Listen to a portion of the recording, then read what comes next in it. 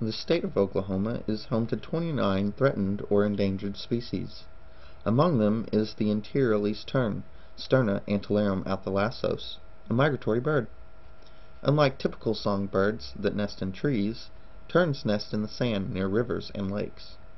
Ground nesting is an important distinguishing feature of tern life, but the choice of nesting habitat may be the greatest factor in its endangered status. The Interior Least Tern is the smallest member of the gull family. The male and female of the species are similar in size and coloration. The distinguishing markers for the adult least tern, as seen in this image, are its gray and white body, black eye stripe, cap and nape, slightly forked tail, and narrow pointed wings with a black edge. The juvenile terns that are less than 1 year in age are white underneath, gray above, and have less defined markings. The chicks are similarly colored with brown speckles in order to camouflage themselves in their sandy riverbed habitat. The flight of the least tern is very graceful. The bird hovers above the water, using quick wing flaps in order to hunt fish, its primary diet. When a fish is spotted, the tern swiftly dives down to catch its prey. The call of the least tern is a very high-pitched chirp. The least tern is a social bird in that it forms colonies with other terns during breeding season. This is a useful act because there are strength in numbers, and when a predator approaches, the terns work together to harass the predator, making it think twice about invading the tern colony. Biologists watching the terns can also be harassed by the protective bird when they approach the tern colonies. As a migratory bird, the Interior Least Tern spends a good portion of its time in its winter home of South America. Not much is known about what the tern does during this time, but it is probably a time for the bird to prepare for the next breeding season. The least tern travels from Central and South America, where it overwinters, to parts of North America, such as California, the Atlantic and Gulf of Mexico coasts, and also the interior of the country, along rivers and sand flats, where it breeds during the summer. The interior population of the least tern is distinguished from the exterior population because of differences in the bird's breeding locations and community sizes. In the state of Oklahoma, there are several areas which contain suitable breeding habitat for the Interior Least Tern. The Oklahoma Natural Heritage Inventory reports that tern breeding sites span 32 of 77 counties in Oklahoma. Some of the highest concentrations of occurrences are located on the South Canadian River and the Arkansas River. Life for the Interior Least Tern is a fragile balance between extremes in the state of Oklahoma. Between extremely hot and dry summers, where rivers are barely a trickle of water, and sometimes very rainy years, when rivers flood, it is difficult for the tern to breed successfully. The most important thing a species does is to have offspring. The least tern's breeding habitat creation depends on certain extremes. Optimal nesting habitat for the least tern is sand-scoured areas which have little or no vegetation growing on them.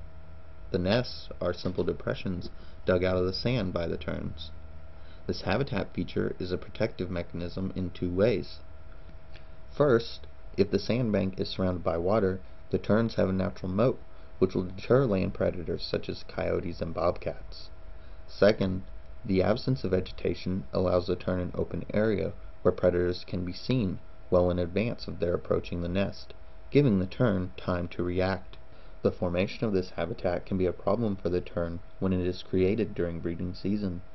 These sandy areas form during a process of flooding and receding waters, which scours the bank clean of vegetation, making the habitat the terns value so greatly. When the flooding occurs during breeding season, the habitat is underwater for large portions of time. If terns have already built nests when a flood happens, the nest and any eggs will be destroyed. Since the tern is most successful when raising young early in the summer, if they are flooded out more than once a season, there might not be any chicks that year.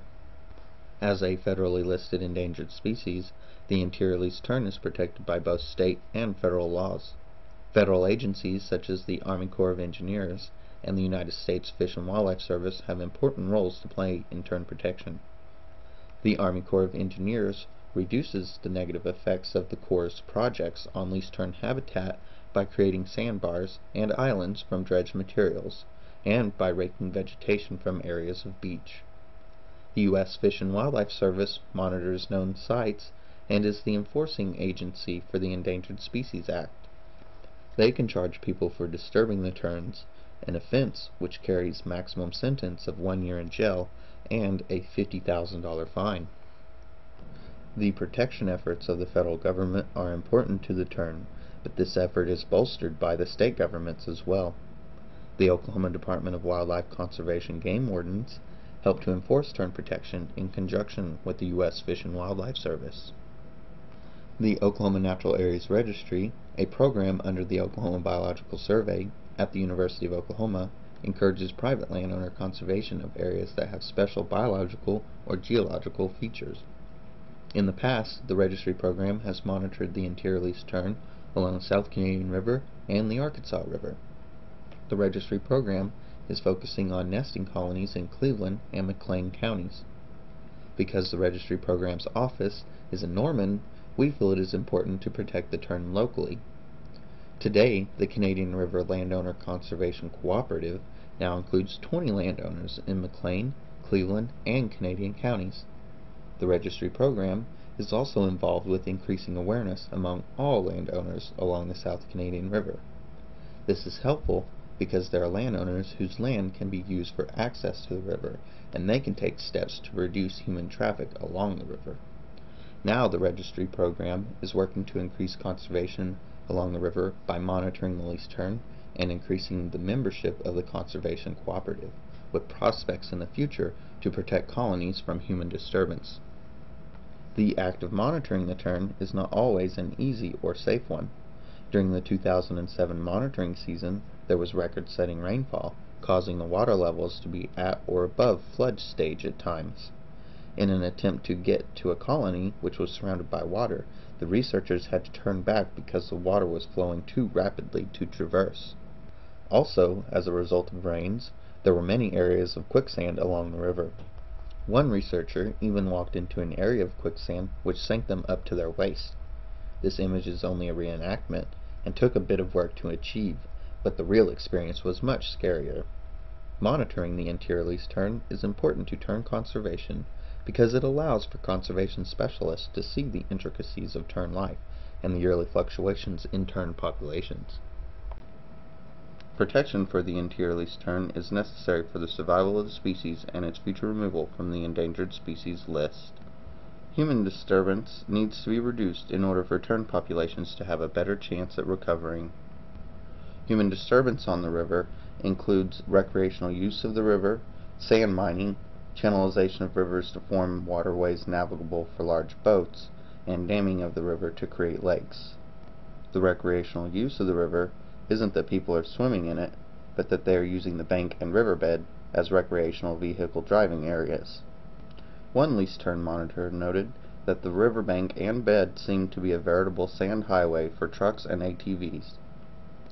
During breeding season, this is very problematic for the tern because their nests are right in the middle of that highway. Because the nests are depressions in the sand and the eggs and chicks are camouflaged, it is almost impossible to see them from the driver's seat of an ATV. Sand mining during the nesting season also disturbs the tern and its habitat. As discussed earlier, there are also natural problems associated with nesting on the ground near rivers that impact the tern's breeding success.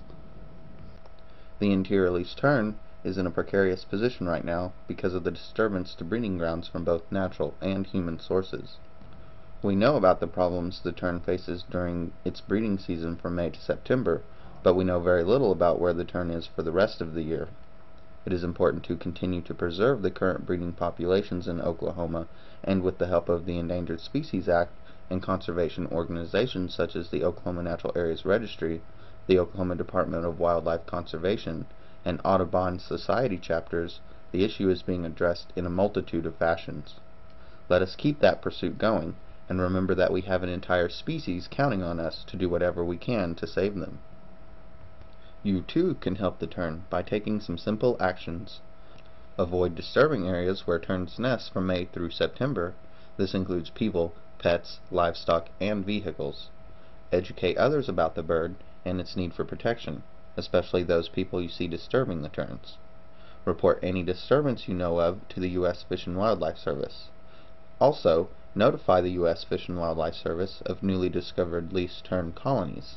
Finally, volunteer to help observe the terns, but remember to bring binoculars so you can watch from a distance and not disturb the birds yourself.